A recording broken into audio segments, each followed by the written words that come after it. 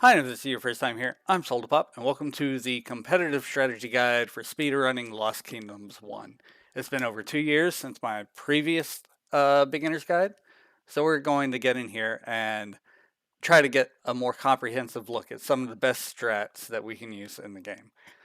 So far, we still have not discovered anything where the names affect anything in game, so it doesn't matter what we name ourselves. As soon as we start hearing the music, we can press start to skip the text. You don't actually have to wait for the text to pop up. Once you hear the music, you can press start to skip it. Now, this cutscene, when we skip this cutscene is when we're going to start the timer. You press start to skip the cutscene, start the timer. Technically, the timer starts as soon as you gain control of your character, but because of different load times from console, emulator, and things of that sort, and just inconsistencies overall, we'll typically have to readjust, and it's like a tenth of a second at most times. So we'll just like I said, we'll press start, and this is where we would start the timer. Run around the right of this guy, cut back a little left, or else we get stuck on that door. Then cut right to get between this guard, this pillar, just bounce our way through a little bit. And we can cut immediately right here. But if we get to the door and we're on this side, we won't be able to make it through. So at the last second, we'll make a micro adjustment to get to the center. Now, this is where our first kind of trick is going to be. It's just a cutscene skip. We're going to run up to this chest and start pressing A, and then immediately slide over and start pressing start to try to get the best cutscene skip possible. You can get it to where you can barely even tell you skipped a cutscene. So let's see if I can do that. Probably not. See, that wasn't a very good cutscene skip. But now we're going to be on this screen. And as you can see, it dealt out 3 Lizardmen and a Dragon Knight, which is okay.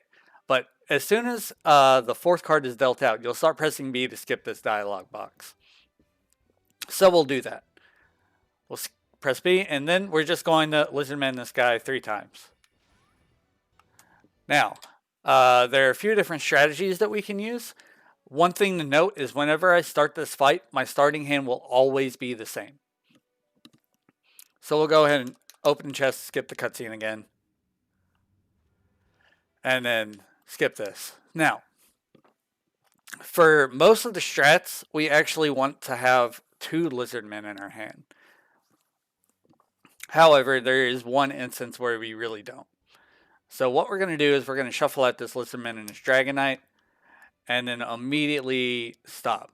Now, as you can see over on the left, we got a lot of green there, which means we're not even going to get close to Dark Raven with these strats, which is the optimal strats. So what I'm going to do is I'm actually going to abort, and we'll come back in here and see if we can get a better deck to show off those strats.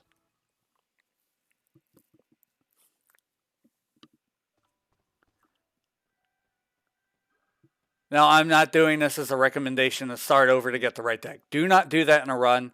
One of the biggest things in this game is learning to work with what you got. But because we didn't get the stuff for the optimal strats, I'm going to have to redo this to demonstrate what the optimal strats are. So once again, come up here. Actually, I'll make a save state. Skip the cutscene. 1, 2, 3, 4. We got 2. There's the Dark Raven there. So optimal strats is we start off, we immediately Dark Raven, and then we Lizardman. The old strat was we'd skip and shuffle in a Dark Raven, Lizardman, Dark Raven, Lizardman. So those are all 3 of the strats we basically use typically.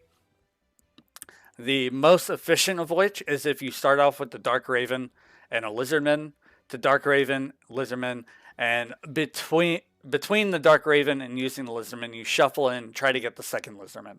Now, if you don't do that, I'll start over again. If you don't get that second Lizardman, then we'll use the same Lizardman, but we won't Dark Raven first. So just as an example, we'll shuffle out Lizardman, Dark Raven, same Lizardman. Optimally, we want to have 2 Lizardmen and a Dark Raven now. So let's move on. Right there, you saw me skip through that menu. Mashing well will save you so much time in this game, because every time you pop in a menu, you have to mash through at least 4 inputs, I think, and mashing slow definitely loses you at least a second every time. So now we're going to come up here and we're going to start pressing B to skip Gerd's dialog box when she's talked to us, and that's going to bring up this, which we're going to want to press A to skip through, just like before. So practice your mashing. Here, you can see at the bottom right, we have 3 card rewards to take. So we're going to press A over A over A, and then we'll press yes to select those 3 cards.